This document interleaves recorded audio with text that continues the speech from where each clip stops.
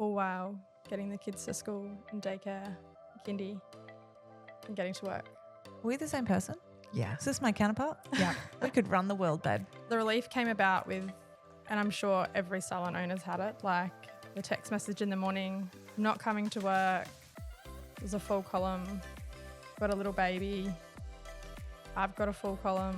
I'm like, okay, there's got to be a system, like someone's got to help out. And then how many relief hairdressers did you start with?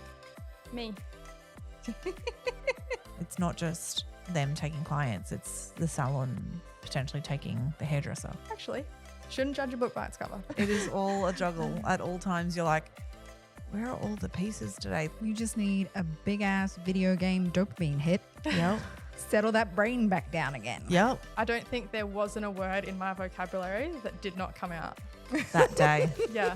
It's felt sticky and gross, and then you realize the back end of what you need to do, adapt to it, move forward, and it's such a great growth opportunity. With the relief, I've had to put my big girl pants on and accept there are confrontational conversations.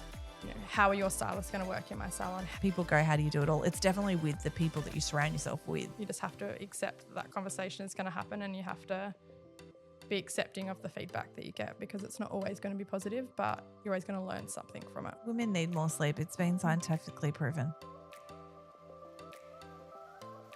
Hey, lovers, just a quick one. If you listen to us and you love us, could you please hit that subscribe button? I know it's a pain, but that little button means the world to us and our podcast, and means that we can get more great guests on, like we know you guys love listening to. So do a girl a favor, hit subscribe, and we would be so grateful. Welcome back to the Inner Sanctum for 2025. Salon Rising The Podcast. Hey, Sam. Hey, babe. How are you? Good.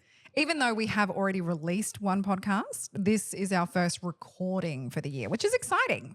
Yeah. I don't even know what day it is. I don't know. When I read where the appointment last book, when month people are went. like, I need to change my appointment. I'm like, what day is it? What even week are we in? It is like that. Yeah. It came back full force. I think it will be like that for another couple of weeks. I don't know. I just feel like when the kids go back to school, that's when you know what day it is. Yeah. Maybe. I don't know. I have lots of thoughts on this, but we're going to do that on the next podcast. Okay, that's cool. So we have our first guest for the year, which is wonderful. So we have Sarah Lancaster. Have I pronounced your surname right? Yep. And Sarah is a woman with many hats. So she's an amazing hairdresser. She has a salon in Brisbane called Cole & Co.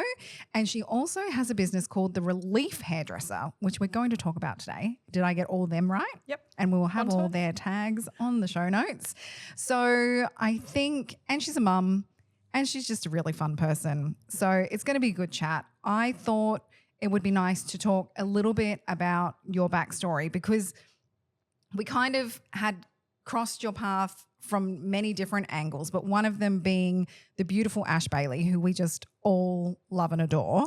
And she was like, you had said to you, you need to talk to these guys, and had said to us, you need to talk to Sarah. And then it all just came together because I love your journey that you've been on.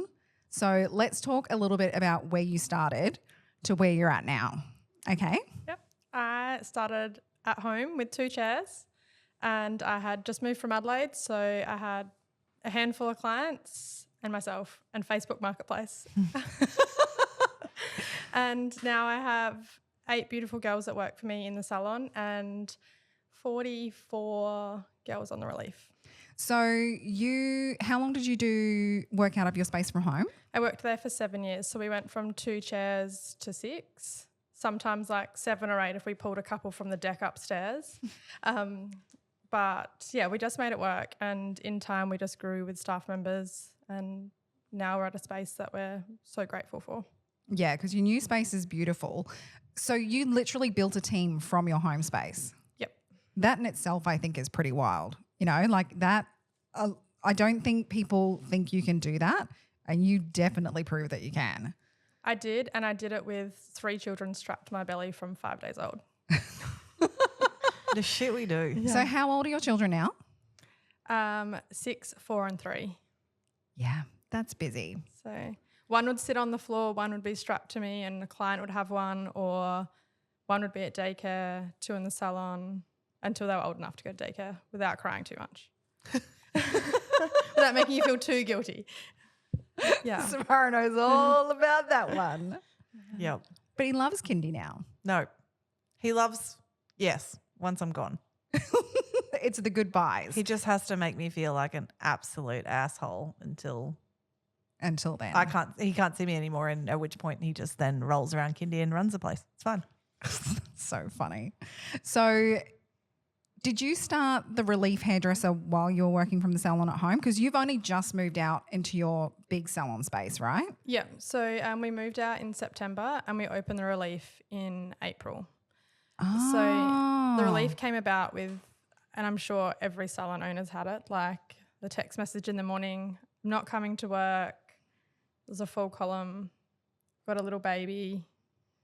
I've got a full column. I'm like, okay, there's got to be a system. Like someone's got to help out. So we created it. I mean, everybody's thought of it. Everyone you talk to says, I was going to do this. But nobody actually did. So, yeah, we've done it. That's amazing. So you've got 45 people on the books Yep. for the Relief. Yep. So they just give you their availability Yep. and they're like where they would drive to, and Yeah. do you So- assess their skill and stuff? Yep. So that everyone comes in for a skill assessment. They spend a couple of hours in the salon with me, and then depending on their location, if they're local, they come and spend as much time as they can in our salon. Time permits. So obviously the girls that are down south, like end of the Gold Coast, Tweed, they can't come to Brisbane as often, or the girls that are up in Noosa, same sort of thing. But yeah, one of the girls, she just relieves to us. Oh, wow. So kind of help myself out, but also doesn't really help other people out in doing that. But it's a good way to assess their skills and make sure that everyone's okay. So, Yeah. I've had plenty of girls come in and they've come for their skill assessment, and I've said, we won't worry about that. But thank you anyway. Yeah, okay.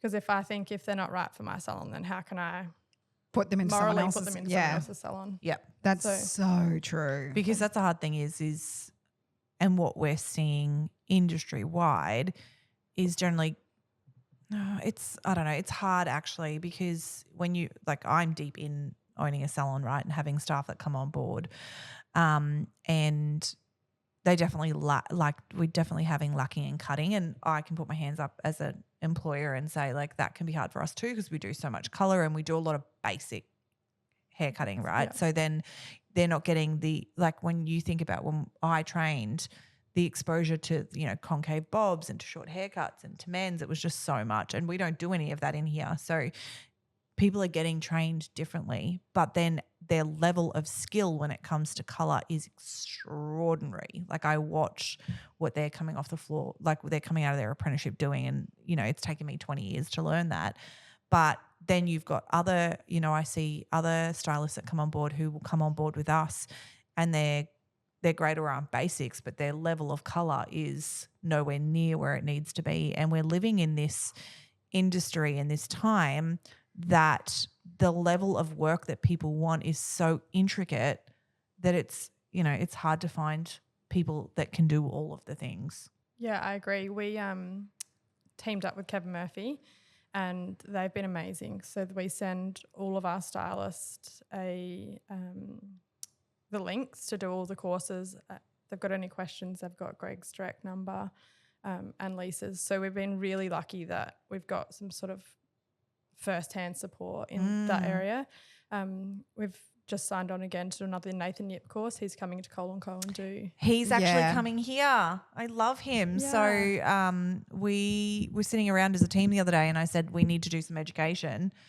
And Laura, one of my seniors, she used to work with his mother-in-law. So she's like, why don't we get Nathan? That's one of my girls did too. Oh, yeah. really? Yeah. That's amazing. Yeah, she was like, let's get Nathan. I was like, that's such a good idea. So I've got to email him back. He was just like, yeah. And it's because it's also specific. You don't want to – I'm really conscious with education too, because I don't want all the crazy education. I don't want to learn. I just want really beautiful basics. That you're going to use day to day. Day to day. Yeah. There's no point of teaching a team something they're never going to use. So I want all the day-to-day educating. So you've got to find the educators that will, work to what you need to. Yeah, he was great. He honestly, I've worked with him a few times now, and I worked with him on Saturday actually. We did some charity stuff together. Oh, that looked really cool. Yeah. And he was just so informative. Like I coloured next to him and just peeped over and watched how he was doing things, and some stuff like shags and things that's not my space, but was lucky enough to sort of have that hands-on experience. But we had already organised that education, so we just try to keep the girls. Not all the time can someone make it, but I do try and block out the dates when we book them far enough in advance.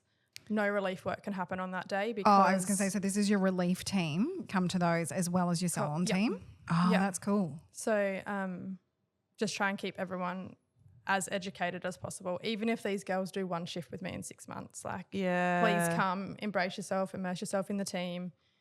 This is us. Like, watch, learn, ask questions. Because you'd think too, like if I needed a relief, I'd probably do all the work and I would just have someone that lots of people do blow dried and, I'd do all the colour work and stuff like that, but I would have someone that could just back us up. Yeah, that's very common. Often it's usually running a column, but I don't know what that column looks like until the girls get there, because often as a running salon it just changes. Yeah. It changes when you're in there to what they do, but majority of the time they will do colours and blow dries, and then existing staff will do the haircuts. Yeah, amazing. Just keeps clients comfortable and everyone's sort of not that awkward feel of, I want my haircut like Shannon did it last time. Oh, Shannon's not here today, but Michelle can cut like Shannon. So can you ask Michelle? And then Michelle's going to relay it to you, and then it makes the client feel uncomfortable. So there's none of that. We're just here to be a part of your team and run as if we've worked together forever. Yeah, amazing. And then we pop out and it's like the biggest thing is we're here to help you and you're here to help us. So like we're not here to take your clients and you're not here to take our staff. That's the main culture of it, apart from obviously helping each other. But and everyone has been so incredibly respectful. Yeah. Like, and if we just go in and we're like, we're relief hairdressers, we don't work anywhere at the same time. So no one can find us. We're not interested in clients contacting us. Yeah. And that was the rule with the girls, was even if someone was to contact you, it's non-negotiable. You're not there to take anyone's clients. Yeah. So far, like nearly a year in, we haven't had that drama because it's been set from the start. It wasn't awkward or anything. It's in the contract. It's as clear as day. We're here to help you. We're not here to hinder you. So do you find that it's mostly like one day here and there, or do you get like, this person's broken a leg, can you send us someone for like a month? Both, yeah. Like we're doing a maternity leave contract. We've been doing some of the hair house warehouse salons, and we've been there repeatedly. But we don't send the same person every time, otherwise then they do start to build a rapport, and that's what we're not there to do that. But sometimes people will send a message and just request the same stylist they've had. So, and that's okay too.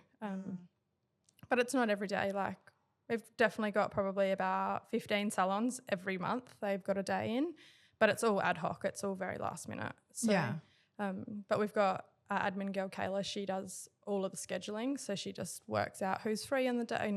The week before they get a message, and we just work it like that. Know who's available that morning and then send the message out. So all your relief staff know that it's just you're going to wake up on the day, just like being a relief teacher, I reckon. Exactly the same. Yeah?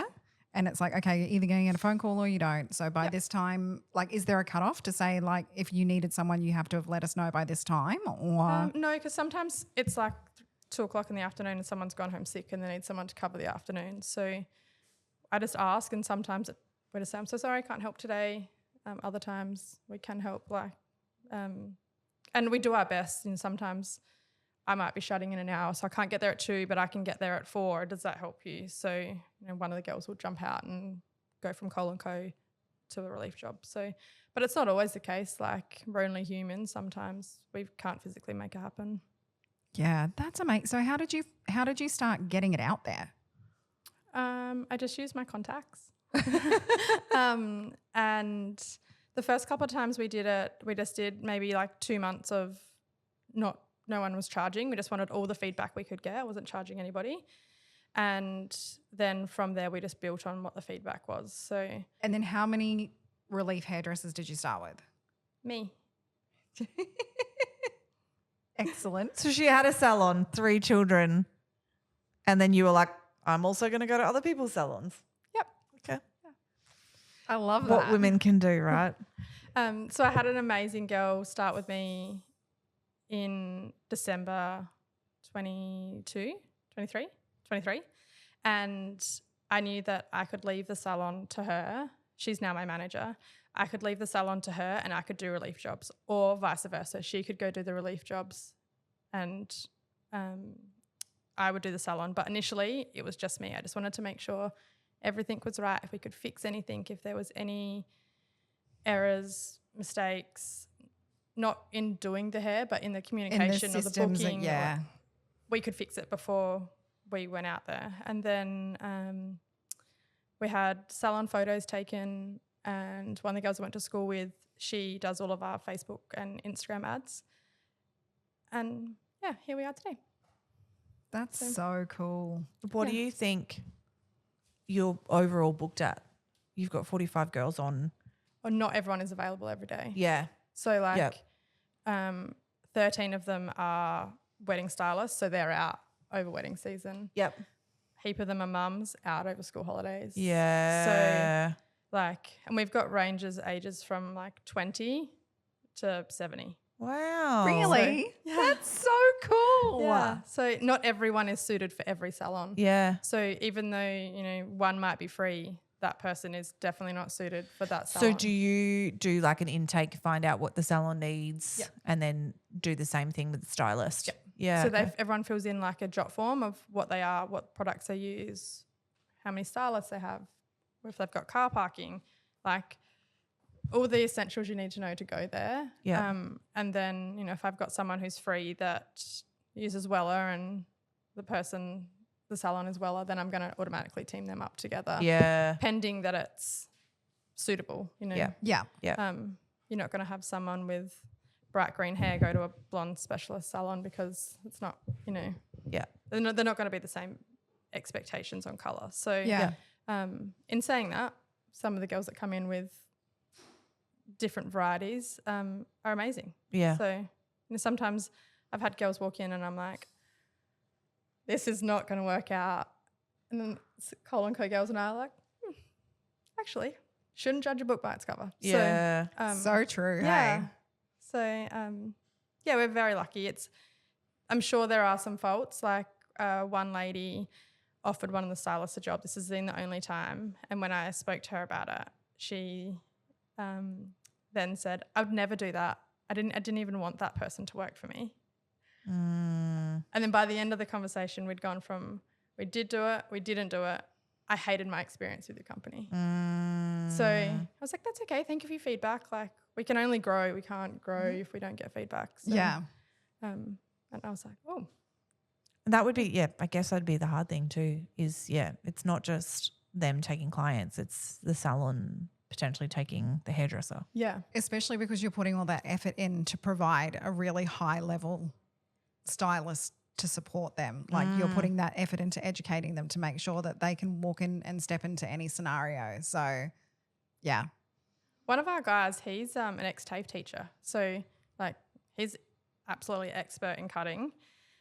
So the variety of skill changes from – we've got one lady who's an assistant. She's and she's amazing too. So it's just – sometimes it's just the extra pair of hands that helps. Yeah, absolutely. But, yeah, so grateful for all the salons. Like I think we've done over 100 salons now. Wow. And then do you invoice the salon and then the stylist invoices you? Is that how you work it? The stylist is employed by us. Oh, wow. So okay. and then we invoice the salon. Yeah, Yeah, wow. okay. So it all runs through us. And I think some days when Kayla sees my number show up on her phone, she's like, oh no, what have we got happening here?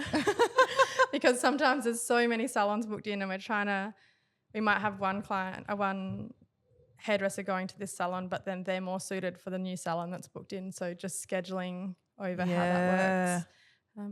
All while getting the kids to school and daycare, kindy, and getting to work. Are we the same person? Yeah. Is this my counterpart? Yeah. We could run the world, babe. We've got this. We've got this. It's so funny because as I'm hearing you talk, I'm like, how the hell do you do it? And then I'm like, this is what people must think. Babe, you've got 5 kids. Yeah. I know, but the scheduling's making my brain go like, I have 5 children, but I have these guys behind this business that set it up. Like I could not do this without Rich. You're really like, you've got a lot of people set up in different places as well. Like you've got a full-time social media person, right? Yep. So Kayla does social media and all of our admin. Yeah. And then Celine manages. Georgia does all of the marketing. So I do more on the floor than some people would because I do have the extra help. So I definitely couldn't do it without all the extra hands. So and I've got some really great stylists in the salon, so that helps too. And because you literally just normally you're in the salon on a Monday by yourself, right? Yep. Like got all the extra hands to help all the people. I just work by myself. Yeah. I like it because we've got one girl that comes in and helps now on a Monday, but it's like being back at Carina. It's like being at home and clients walk in and someone's got no bra on, someone's got no shoes on, and they're like, oh, it's just like being at your house. So, and then, come a Thursday, people are putting lipstick on in there to make sure they feel, so it's such a vast variety of comfort, I guess. But, I don't mind working by myself, but I also love being part of like having the team there. Yeah. So I think it's that whole, it's definitely taken, like, I feel like I'm back in my roots more than I ever have been back in La Sorella because obviously I stepped out for a substantial period of time. I was always here, but stepped out more, and the more hands you have to help, the more you can take your hands off other things and build things as well. Yeah. But yeah, it's interesting how when you kind of need to come back to the roots. You either need to change everything and take the business in a completely different way, at which point your clientele and everything needs to change as well, or you do things to adapt to bring it back to its roots as well, which can be, your home salon. For me, it was the tiny little salon that we had that we made work, but people love the feel of both. They like the high end, but they also want the feel of the little. Yeah, So absolutely. What made you decide to move?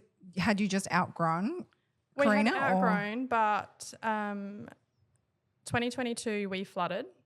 We had 1.7 meters of water in our salon. Oh, okay. We got shipped out by SES Rescue with a 2-week-old baby strapped to us. And so my husband and my dad flew up from South Australia, and we had this amazing, we still have this amazing network. Like one of my girlfriends put together, all of them put in like $100 each and covered all of our groceries and our bills, and like, where do you find these people? Like absolutely angels. But my dad and my husband just worked endlessly within the week and got the salon back up and running, and we just couldn't do that again. So it wasn't just me at that point, it was the kids and the staff. Like, how do we accommodate for everybody? You can't. So not if you're going to get flooded in every January. So did you move your house as well? Do you still live in the house? We still live in the house. The flood didn't come into the house. Yeah. But my husband and a good friend of ours, they kayaked back in and got all of our stock out. I had just done like a $20,000 stock order. Oh my God. That's just so terrible. Yeah. My front desk was just like floating down the road. Basins were just like in the middle of our salon.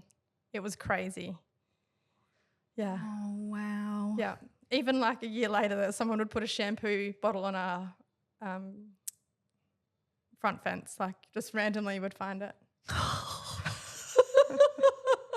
So we thought we just can't do this anymore. Like, it's not just me and our livelihood, it's our staff too. So, yeah. And we had outgrown it, but yeah. What do you use that space for now? Playroom. Yep, my husband's got a KO on a TV down there. Yeah. And the kids just play in there. Yeah, I've Does got a desk. Feel nice now to have it taken away from home? Yep, I Yeah. cut the boys' hair yesterday. I don't cut anyone's hair in there anymore. And I was like, how did I work in here for so long? Like I felt like I was hunched over and oh my God, like, the ceilings aren't legal height. So if you could imagine, we made do and it was great and it looked amazing, but we definitely built on it. And then one of my dear girlfriends, she's an interior designer. So she designed us the perfect salon for Cooperoo. So now I look back and I'm like, how did we work in Carina when we have such a nice space? In You Cooperoo? just do it. You Yeah. don't know any different. You until totally do. do. It. Yeah. That's like how everyone says, how do you do it with, when we have women whose husbands are FIFO, or how do you manage 5 kids, or how do you do 3 kids in businesses? How do you do multiple businesses? You just go, You just do. Yeah. You just, run differently. My husband also has his own business. Oh, yeah, because he's hiring at the moment as well, isn't Yeah. he? Yeah. What's he So, do? He has a golf simulator studio. Yep. So between us, it's just like, what are we going to juggle today? Yeah. And often it will be like, where's your day out? Who's going to get the kids? My day's changed. Can you go out? No. Okay, we'll call my mother-in-law and she'll pick up the kids. Yeah. So it's just all a juggling act. You would know more than any of us. Nope. I think you know just as much. It is all a juggle at all times. You're like, where are all the pieces today? That's like today I organised my mum to have the kids because I was like, Mum, I need you to have the kids, be at my house at 9. She's like, yep, no worries. She won't drive, so she gets my dad to drop her over. And she's like, yep, it'll all be fine. And then at 8 o'clock, my son's standing at the window and he's like, Nessie's here. And I was like, that's his nanny. And I was like, no, she's not here today. And he was like, Nessie here. And I was like, she walked up and I was like, are you here today? And she was, yep. And I was like, okay, cool, Mum. I'm like, cancel. Now I need you to do Thursday or Friday. Which day you want to do? Do you want Thursday or Friday? Like you make it work. Yeah. It's all the You do. balls in the air. And everybody that listens to this podcast feels that, right? Like everyone is like, there is so, and I think if one thing that I can say to everybody is, your load is no less heavy than somebody else that has, like just because that person has more children or more business, it doesn't mean that your load is any less heavy. Like we are constantly putting things on our plate and running multiple things, it's not even just the businesses, it's all the life stuff, anyone that's listening right now, it's book packs and making sure the books are covered and picking that thing from Officeworks and making sure that, the uniforms are done and ready to go. And folding the washing. well,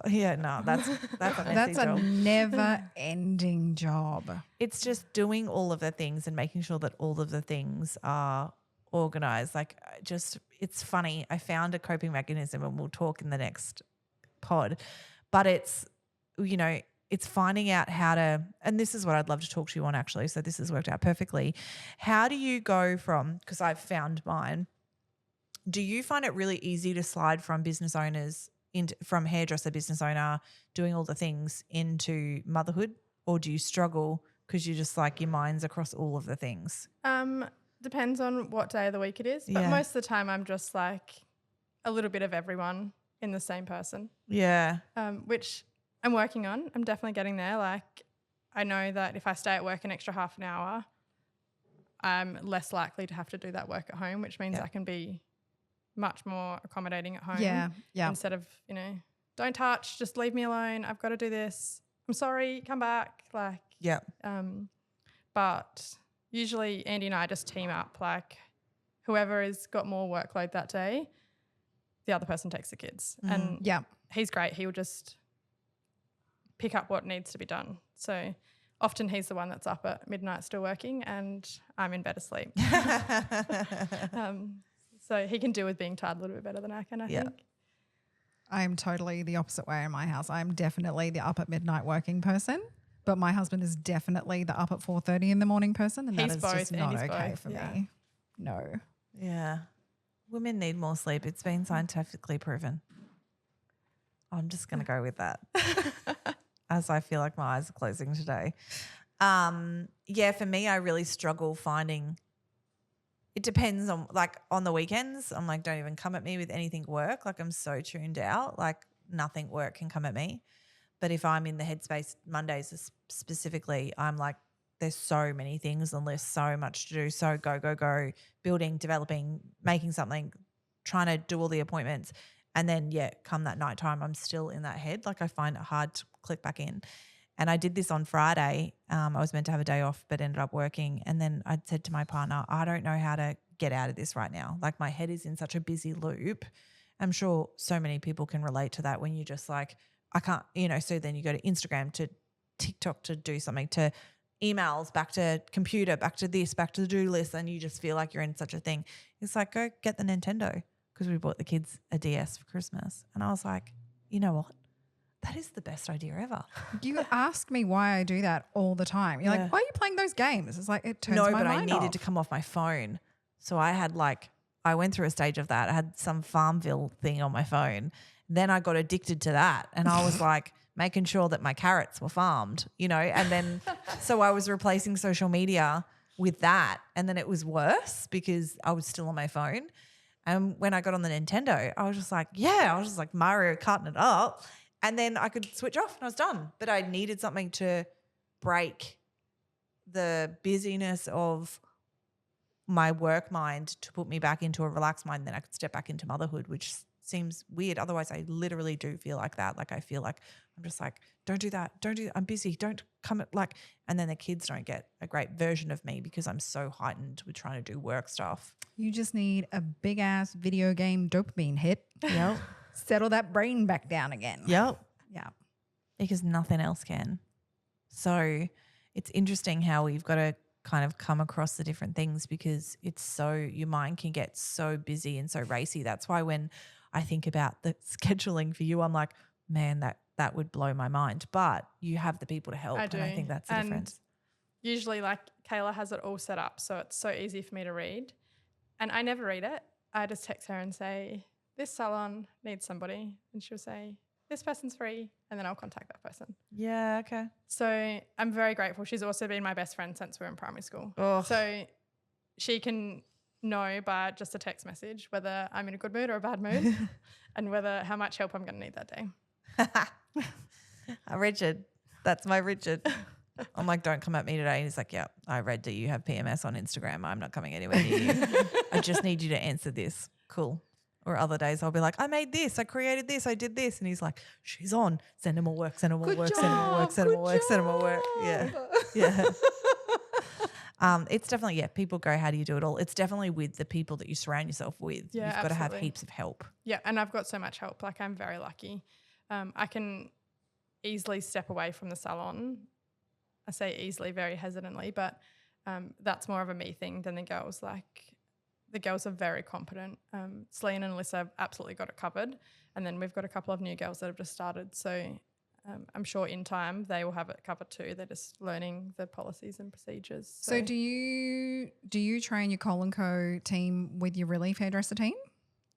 If we host training, it's just open to all the Cole & Co and then anyone who's free on the Relief. So not always can the Relief people come, but like for the course with Nathan, not all of them will come because we're doing individual training. He's going to come around with mannequins. So where when he did a look and learn a couple of months ago, it was open to everyone. But by the time we had scheduled a date, most of the people were booked out. So some people will book in advance and that's fine. But yeah, it changes every day. But if we've got a group training, absolutely. I encourage everybody to come. So that's so good. So did your new salon flood as well? No, just it was the old salon. Yeah. Okay, that's what I was like. Hang on, I remember the flood story, but I didn't realize it was the old salon. I thought it was the new one. I was like, how did you cope with that? The new one did flood actually on day 3 of being there. That's right, not because of an environmental flood. No, someone left the tap on. So I walked in and there was 400 litres of water overnight. Now Basin. Yeah, so it was like a dripping tea bag over the basin. So it was like the head had turned around to be outside of the basin instead of pointing into the basin. So it didn't just run down and into the basin and away. It just dripped off the side and onto the floor. Yeah. But how substantial was the dripping? Like when you just pull a tea bag out and it's like constantly dripping, like a slow run. Yeah. I walked in the back door and I was like, so how much water did they put in the salon? 400 litres. You feel like that wouldn't be that much. I've never grasped how much a dripping tap would lose water. Yeah. For 12 hours, yeah. I only knew that it was 400 litres, or 400-ish litres, because the Council rates? yeah, the landlord came in and she'd checked the water meter before we'd taken over, and then we'd It was built 3 days later. Yeah, she came in and she checked it and she goes, "My God, what did you do? Flood in here?" And I said, "Well, now that you mentioned it, yeah." So I walked in the back door and it was like, actually had these shoes on and I was like, "God, it feels wet, like wet underfoot, but well, I don't know, maybe I've stood on something." And I was like, "God, it's so wet, like it smells damp in here." Oh no, I've smelt this, like PTSD came back straight away. And I didn't even ring my husband. I was like, what can he do? He's got 3 kids at home. And then when I did ring him, he's like, "What the fuck?" I'm like, yep. And I think the only thing that saved us is we had this big woolen mat rug out the back and this tiny little drain that sat just next to the rug, and everything went into there. Matt. Into And the the mat drain. and the drain. So I pulled the mat up and it's like, I don't know, a bit over a metre circled mat, and it just dripped like as if the shower was on. And it took 2 days to dry outside. Yeah. And one of the girls had come in and she walked in and I had the salon torn apart, and she said, "I don't know what happened, but I'm really glad I didn't work yesterday." Do you know who did it? Yep. She get her ass handed to her? Yeah. Look, it was a mistake. It wasn't on purpose, obviously, but it was just one of those things. No one checked the tap before, like, Yeah. you know. So now, from that day, they take the tap off and they put it in the sink before we leave. Oh, never done that before. So That's a good idea. yeah. I like that. So if the tap is on or someone that's been caught, at least it can only run into the basin. But I don't think there wasn't a word in my vocabulary that did not come out. That day. Yeah. All right. What is, across both businesses, what is some big learnings that you've had that you've adapted and changed that have changed how you run business? Like, what is, if you can think of something that went wrong?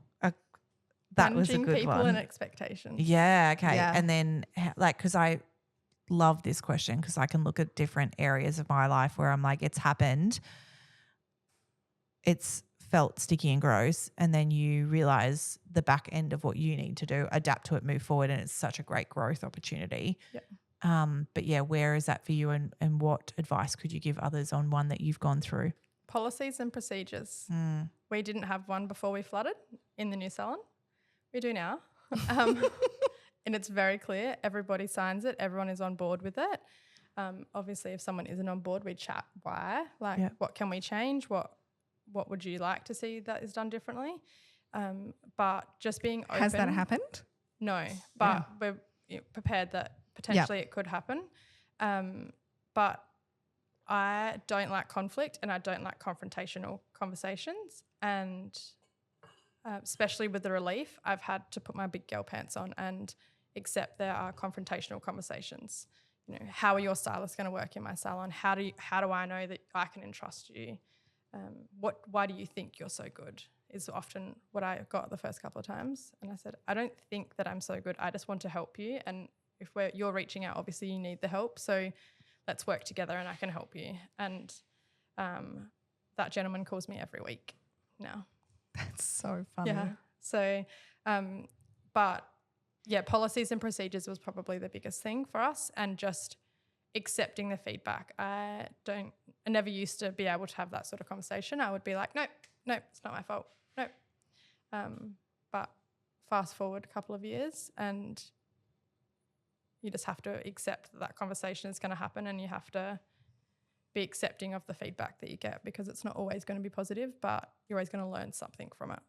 I think you become salon owners at some point so that you don't have to have the conversations. Like, I think some of us become salon owners. Well, it's like a lead to that, where you're like, it's all too sticky working for someone else. I work for myself and then no one No, has to. you have to have all the But conversations. then you have to, when you work become a for salon. yourself. That's what I mean. Every then single you, one. then you become a salon owner and you're responsible for it all. And you don't do it so well in the beginning. And then you have to keep learning how to do it, how to have the conversations, how to be okay with that, how to lean into the uncomfortable.